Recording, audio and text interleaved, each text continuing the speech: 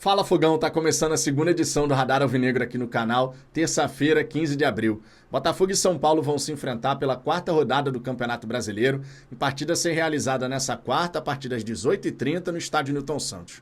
E se do lado de cá nós temos dúvidas a respeito das escolhas que o Renato Paiva vai fazer para o 11 inicial, do lado de lá, o Zubeldia vai ter dois retornos bem importantes, um para ataque e outro para defesa. Mas ainda assim, possui ausências fundamentais para a estrutura macro da equipe. E eu quero conversar um pouquinho com vocês sobre isso. As escolhas de Zubeldia e Renato Paiva para esse duelo de dois treinadores que começaram a competição sob pressão da arquibancada. Tudo isso, claro, depois da vinheta.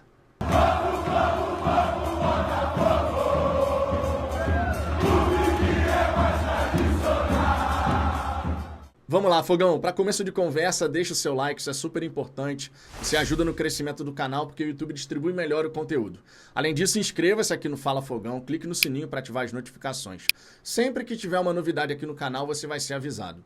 Lembrando que esse é o terceiro conteúdo do dia. Tivemos o Radar Alvinegro, primeira edição, a live da hora do almoço. Agora esse Radar Alvinegro, segunda edição, e 10h20 da noite ainda teremos o pré-jogo de Botafogo e São Paulo. Então já coloca aí na agenda, você, claro, é nosso convidado. Dito isso, vamos em frente. Zubeldia e Renato Paiva, dois treinadores que estão sob pressão que vem da arquibancada por razões distintas. Essa dúvida, por exemplo, que a torcida do Botafogo tem em relação ao 11 inicial é uma dúvida extremamente importante. E eu digo mais, já na hora de anunciar a escalação no estádio, se a mudança que todo mundo quer ver não tiver acontecido, já vai ter torcedor na arquibancada se manifestando negativamente. Claro, eu estou me referindo aqui à permanência do Patrick de Paula como terceiro homem de meio de campo. Já falei e repito, não tenho nada contra o atleta. Se o Renato Paiva quiser escalar o Patrick de Paula como segundo homem de meio de campo, porque ele vai descansar o Marlon Freitas, na minha opinião, tudo certo. Por quê? Porque o Patrick de Paula estará jogando na sua função. Vai ter torcedor que vai reclamar, que vai chiar? Com toda certeza. Mas pelo menos o Patrick de Paula jogará na sua função. Ele não vai ser deslocado para fazer uma coisa que ele não está habituado e impactando também no posicionamento do Savarino. Esse é o segundo ponto para que o Renato Paiva tenha o apoio da galera já na hora da escalação. Colocar o Savarino fazendo aquilo que ele sabe, sendo o nosso 10. E entrando em campo com um quarteto ofensivo, é bom que se diga. Você tendo o Arthur pela direita, Savarino mais centralizado. Ali pela esquerda pode ser Santiago Rodrigues ou Matheus Martins. Eu colocaria o Santiago Rodrigues, porque acredito que ele precisa de minutagem, precisa se ambientar e só vai se adaptar jogando, só vai ganhar ritmo jogando, a realidade é essa. E claro, lá na frente, o Igor Jesus. Esse quarteto ele precisa jogar junto mais vezes. Porque jogando junto mais vezes, mesmo errando, acertando e buscando essa evolução, gradativamente a consistência vai aparecendo. E o entrosamento também. Na lateral esquerda, você pode colocar o Cuiabano. Tá pedindo passagem, gosto muito do Alex Telles, mas colocaria o Cuiabano. Logo, você teria ali um 11 inicial com John, Vitinho, Jair, Barbosa, Cuiabano, Gregory, Marlon Freitas ou Patrick de Paula, se for tão assim do desejo do Renato Paiva utilizar o jogador, Arthur, Savarino, Santi ou Matheus Martins e Igor Jesus. Eu mandaria a campo uma equipe dessa maneira. Não sei o que o Renato Paiva vai fazer, mas repito, se ele quiser ter a galera ao seu lado já no momento de anunciar a escalação, ele precisa fazer essas mudanças. O Patrick de Paula pode até jogar, mas não como terceiro homem. Isso para mim é fundamental, diria até determinante, para a galera poder ter um pouquinho mais de paciência durante o confronto contra o São Paulo.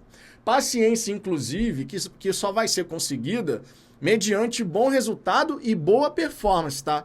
Em outras situações, você até pode falar, ganhou, o torcedor tá feliz e é isso aí. Se fosse mais pro fim da temporada, eu concordo plenamente. Quantas e quantas vezes a gente não viu aqui em 2024? Meu irmão, o importante era ganhar. Somou 3 pontos, vamos embora pro próximo jogo. Porque a gente estava na reta final e a gente precisava somar cada vez mais pontos para vencer o Campeonato Brasileiro. Mas no começo de trabalho de um treinador, a galera fica muito mais conectada ao que é o desempenho, a performance da equipe. Ganhou jogando como? Jogando mal ou jogando bem? Por exemplo, para esse jogo de amanhã contra o São Paulo, eu acredito de verdade que se terminar assim, ganhou por 2-0, mas fez 2 gols de bola parada e a performance foi tenebrosa. Com bola rolando, não aconteceu nada, o Botafogo numa dificuldade tremenda, mas em 2 bolas paradas conseguiu fazer o gol. 3 pontos na conta, beleza, mas a performance muito ruim.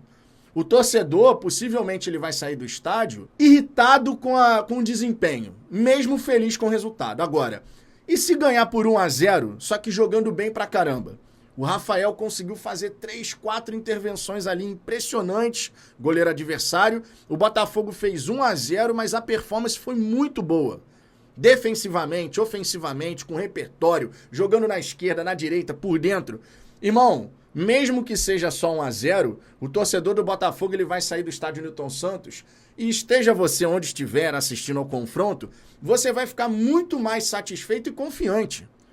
Porque a boa exibição, que é a tal evolução que a gente quer ver no time, gera essa segurança de que para a sequência nós podemos voltar a atuar daquela maneira.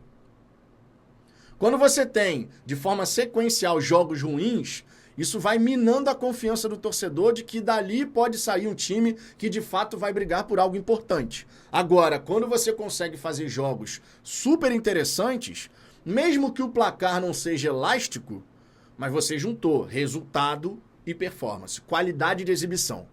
Então esses dois aspectos, a escalação e o nível de desempenho que o Botafogo vai ter nessa quarta-feira, eu entendo, são super importantes para o Renato Paiva poder ganhar um pouquinho de paciência por parte do torcedor, né? Porque você sabe, já tem torcedor pedindo fora Paiva e tudo mais. Eu não vou fazer isso, não vou fazer processo de fritura de treinador com 5 jogos. Mesmo que ele tenha tido quase um mês de preparação, também não estou satisfeito, o nível de performance da equipe não está legal, precisa melhorar, mas não vou fritar treinador por conta de 5 jogos. Para mim é muito simples em relação a isso. Agora, quem está sendo fritado de verdade é o Zubeldia. Mas isso já vem de longa data, tá? A torcida do São Paulo não gosta do trabalho do Zubeldia. Eles realmente estão muito irritados porque a equipe tem muita dificuldade de jogar futebol. O time do São Paulo é extremamente pragmático. Ele se defende muito bem, essa é a grande realidade, vai ser uma defesa difícil da gente conseguir ultrapassar. A gente viu isso nos confrontos, por exemplo, do ano passado, né, pela Copa Libertadores. Não só na Libertadores, no próprio Campeonato Brasileiro. Sempre jogos muito parelhos, muito disputados. Então não vai ser fácil, longe disso, superar a defesa do São Paulo. Só que o Zubeldia não consegue fazer a equipe jogar um bom futebol. Isso que eu tô falando, né, da gente ganhar e jogar bem. A torcida do São Paulo não sabe o que é ver o time jogar verdadeiramente bem. Um futebol vistoso, bem jogado, bem praticado, ó, há muito, muito, muito tempo. De verdade. Para esse jogo, contudo, o Zubeldia vai ter o retorno do Caleri, que não está atravessando um bom momento, é bom que se diga, perdeu um pênalti logo na estreia do Campeonato Brasileiro, também desperdiçou oportunidade que normalmente ele não perderia, e eu espero que ele continue assim, claro, né? Não quero ver o Caleri recuperar bom futebol justo agora contra a gente. Então que continue vivendo um mau momento, depois ele se resolve em relação a isso. O Caleri volta de suspensão, ele havia sido expulso anteriormente, então volta contra o Botafogo. E lá na defesa, o Alan Franco deve ter novamente a companhia do Arboleda. Arboleda que sempre foi titular na equipe do São Paulo, mas estava ausente, né? No lugar dele estava jogando o Juan. Não sei quem vai ser o lateral direito do São Paulo, já diz que pode ser o Ferrarese, mas de repente pode ser o Cédric Soares também. A gente tem que ver como é que vai ficar isso. Mas o São Paulo ele pode mandar a campo a seguinte equipe, ó. Rafael, Ferrarese ou Cédric, de repente, Arboleda, Alan Franco e Enzo Dias. No meio, Alisson, Marcos Antônio, são os 2 volantes, e o Luciano, que tá fazendo a do 10, tá? A torcida do São Paulo também tá muito revoltada em relação a isso, dizendo que o Luciano não é camisa 10, que isso é uma invencionice do Zubeldia, e que o Luciano tá achando que joga pra cacete ali, só que na verdade ele não é nada daquilo. E o Luciano, de fato, não é um camisa 10, sempre foi um atacante, jogador de beirada. Até pode fazer ali o jogador principal do ataque, se necessário for, mas 10 definitivamente não é a dele. Você também vai ter o Lucas Ferreira pela direita e o Ferreirinha pela esquerda. Olho nesses 2 jogadores, tá? Tanto o Lucas Ferreira quanto o Ferreirinha não tem receio de partir para dentro de marcação. E os laterais do São Paulo dão muito suporte aos pontas. Não é nada incomum você ver, por exemplo, o ponta do São Paulo com a bola dominada e a ultrapassagem do lateral. Então o Botafogo vai ter que ter atenção em relação a isso. O São Paulo normalmente ataca pelos corredores laterais buscando ou cruzamento na grande área, mirando o centroavante, ou então aquele passe para quem está chegando na entrada da grande área. Logo, a nossa defesa não pode afundar totalmente dentro da nossa área, caso estejamos sendo atacados. É importante ter sempre alguém ali atento à entrada da grande área, justamente para evitar essa finalização de média distância. Enfim, o Zubeldia, cara, ele não conta com o Oscar, com o Lucas, não conta também com o Pablo Maia, com o Luiz Gustavo. São ausências importantes. Todos esses jogadores são titulares usuais do São Paulo, talvez o Pablo Maia um pouco menos, o Luiz Gustavo agora também um pouco menos, mas Oscar e Lucas, claro, fazem uma grande diferença. O fato de não jogarem contra o Botafogo é uma boa notícia pra gente, mas nem por isso pense que o jogo vai ser fácil, especialmente porque o nosso setor ofensivo ainda está tentando se encontrar e a defesa do São Paulo consegue fazer um bom trabalho. Ofensivamente falando, o time do São Paulo tem dificuldade, mas defensivamente eles realmente conseguem neutralizar as ameaças do adversário normalmente com boa qualidade. Então vai ser um bom teste para a nossa equipe e eu espero que a gente saia com a vitória com os 3 pontos e com a boa atuação, conforme eu disse. Qual que seria o seu 11 inicial, Fogão? O que você acredita que o Renato Paiva deve fazer? Exatamente isso que eu comentei aqui ou você pensa de uma outra maneira? Deixe seu comentário aqui embaixo e lembre-se, 10h20 da noite, pré-jogo de Botafogo e São Paulo aqui no canal. Por hora é só, tô indo nessa. Beijo no coração. Fui!